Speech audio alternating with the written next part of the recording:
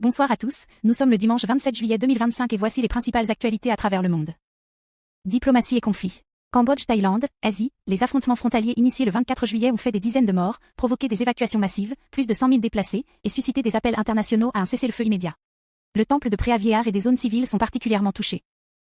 République démocratique du Congo et Rwanda, Afrique, signature le 27 juin à Washington d'un accord de paix, exigeant le retrait des troupes rwandaises et l'arrêt du soutien aux milices M23, avec un volet de coopération économique régionale. Soudan, Afrique, la guerre civile entre les forces armées et les RSF se poursuit, avec une crise humanitaire sans précédent, plus de 25 millions en insécurité alimentaire, des centaines de milliers de morts.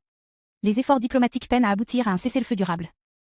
Ukraine-Russie, Europe, les pourparlers pour la paix à Istanbul ont coincé, tandis que les tensions persistent avec la guerre toujours en cours et l'impact humanitaire global.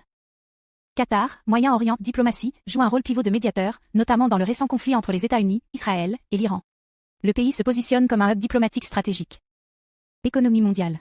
Monde global, les incertitudes économiques dominent en 2025, risque de ralentissement dû à de nouveaux tarifs américains, incertitudes en Europe et en Chine, pression sur l'inflation et le chômage dans les pays riches et émergents. État unique Europe, des tarifs US pourraient entrer en vigueur dès le 1er août, suscitant une réponse coordonnée européenne. Le dîner de travail Merz-Macron du 23 juillet visait justement à aligner une position européenne commune, notamment sur le soutien à l'Ukraine. Afrique occidentale, Mali, Niger, Burkina, le retrait progressif des forces françaises se poursuit.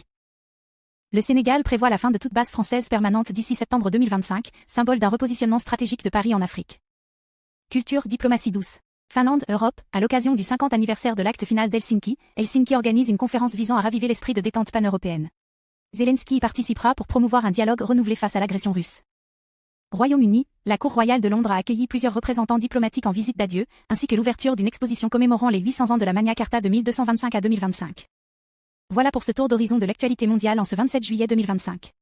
Merci de votre attention, prenez soin de vous et à très vite pour de l'actu.